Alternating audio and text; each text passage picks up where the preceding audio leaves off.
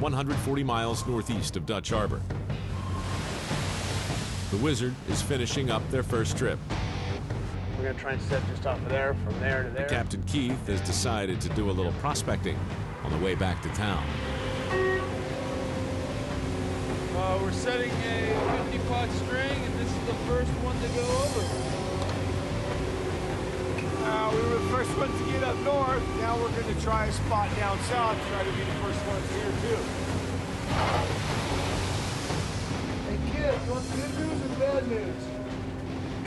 Bad news. Bad news. We are presently setting our gear on what is known as the slime banks. We're over at a place called the slime banks, and what gives it that name is the jellyfish.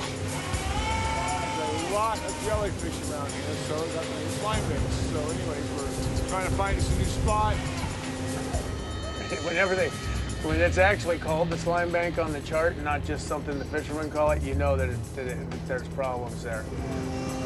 Yeah, I've fished the slime banks before. It's no fun when you start hauling gear. There's red jellyfish everywhere, and it stings like a mother. It doesn't affect the fishing because the jellyfish are mid-water and on the surface. But what it affects is the guys working at the rail, because as you're hauling your line, all that jellyfish gets caught by the line as you're pulling it up, collects on the line, and then that jellyfish is throwing tentacles, slime, nasty, gooey goop all over the place. And it's jellyfish. The tentacles burn. It hurts. I mean, it stings. The guys will be out there with their faces all puffed up and nasty. And The good news, there's a lot of crabs down there. The good news is that we're hoping that there's a lot of crab down there. I know the guys aren't too happy about the slime banks, but you know, if there's crab there, we'll just tolerate it.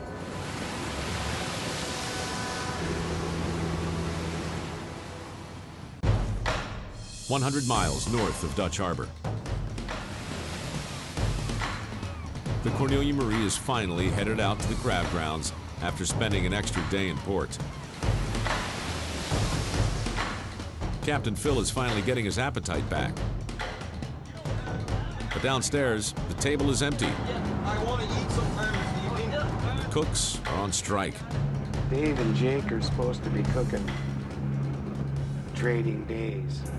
Well, we used to rotate, you know, and so at the beginning of the season, I cooked for 2.5 weeks straight, and a whole 2 weeks. A whole 2 weeks, or just part of a 2 week? Jake has been a little bit sly, a little bit too nonchalant about the whole thing.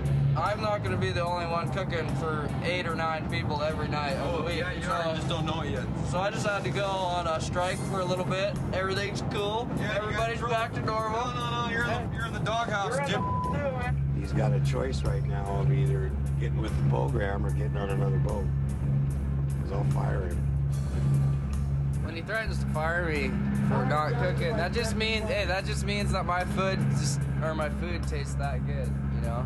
You do, you're a good cook. Well, we're going all out tonight. Tonight, we're gonna have a meal. It's gonna be pork chops. That's great, thanks.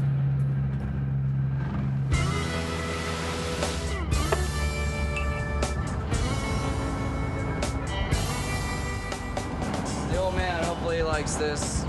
No, it's not bacon, but it'll do. Shaking big baby. He did what he was supposed to. I don't care if anybody else gets up, there should be one meal a day.